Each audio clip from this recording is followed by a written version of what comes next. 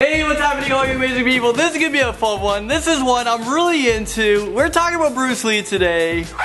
So this is a new Most Amazing Top 10 video. I'm Landon. I'm so happy to be here. I'm so glad you guys came back. For a lot of you Bruce Lee fans out there, get ready to learn a whole bunch more you never knew. This is someone who was my inspiration as a kid, someone I looked up to. Not too high because he's not that tall. But let me ask you guys, who is your inspiration? So let's get right into this. This is the top 10 facts about Bruce Lee. So getting right into it, in at number 10, Bruce Lee was almost in the military and almost never had a career as a martial artist or a movie star. Back in 1963, when he was about 23 years old, he was forced to take a military physical. But he was held back by the US Army Draft Board because of his poor eyesight. He managed to evade being shipped off to Vietnam. Bruce Lee is actually nearsighted, which actually helps him when he's in fights because he relies more on touch than sight. Due to this bad eyesight, Bruce Lee was actually one of the first ever person to try on contact lenses. One time, he made glasses out of a Coke bottle. He was seen in one of his movies where he pretended to be a telephone repairman wearing these glasses made out of Coke bottles. He said he loved wearing them because it kind of reminded him growing up how poor he used to be.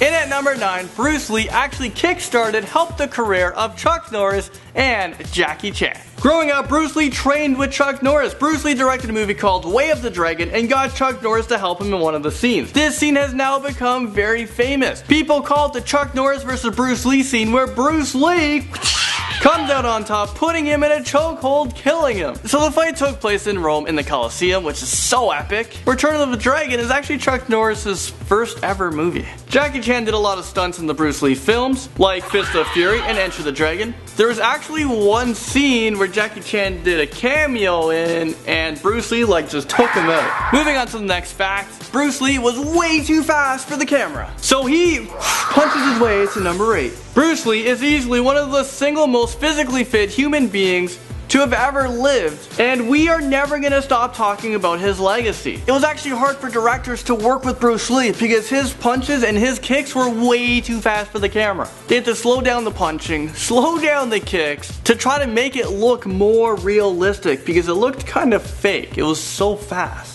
Back then, they used to film on a 24 frame per second. But producers, they had to up it, so it actually cost a lot more money to film Bruce Lee in the movies. They had to actually use 32 frames per second, and they had to slow down the scenes. Okay, and at number 7, Bruce Lee was Hong Kong's most prominent child actor. He was in 20 movies before the age of 18 years old. His first ever movie, and I'm sure he doesn't remember being in it, and that's because he was just 1 year old. He played an infant in the movie Golden Gate Girl. A few years later, he was in the movie called Birth of Mankind. He's also been in TV shows like Batman back in 1966, and he played the same character Kato in The Green Hornet, another TV show. His most recent movie was Enter the Dragon, which was a year after Way of the Dragon, the same movie Jackie Chan and Chuck Norris was in. Bruce Lee, he lived a short life, but he was credited for 26 motion pictures. Moving right along into number 6, Bruce Lee was actually really good at drawing. Growing up, he would draw a lot of Japanese and Chinese characters with huge swords and fight scenes and battle scenes.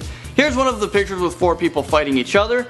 Linda Lee, his wife, kept all of his drawings, and she even has some of them today. She has had these drawings since 1955, and she considers them a cherished possession. Linda has even made a certificate of authenticity. She signed it and dated it back in 1995. Okay, so in at number 5, Bruce Lee, he's in a lot of movies even after his death.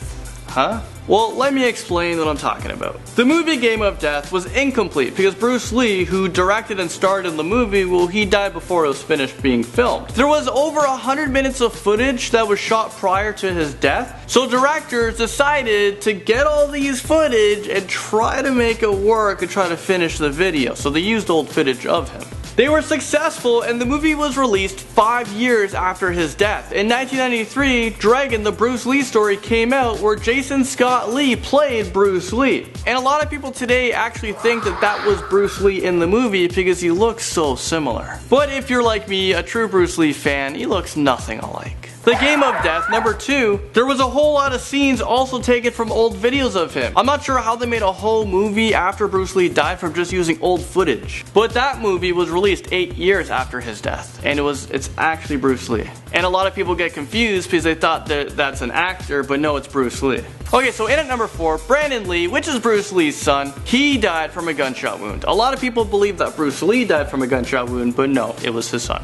This was an accident that happened on the set of The Crow. This was a 1994 movie that he starred in. He died at the age of 28 years old in Wilmington, North Carolina. He died in the scene where he walks into his apartment and he discovers his fiancée being beaten and raped by a thug. The thug was played by actor Michael Macy. He was supposed to fire a .44 Magnum gun. It was supposed to be blanks in the gun, but the production team screwed up. They put real bullets inside of the gun. There was a huge investigation to find out if this was on purpose or if it was an accident. Brandon Lee was buried right next to his father, who was buried in Lakeview Cemetery in Seattle, Washington. The Crow was continued. Producers used a stunt double to finish the movie. Brandon Lee has been in 7 movies and 3 TV shows. And Showdown in Little Tokyo is probably one of my favorite Brandon Lee movies. Okay, in at number 3, Bruce Lee's daughter and his wife are still alive today. Linda Lee, his wife, is now 70 years old. Her full name is Linda Lee Cadwell. She married Bruce Lee back in 1964 when she was just 19 years old. Bruce Lee was about 24. She went on to write a book called Bruce Lee,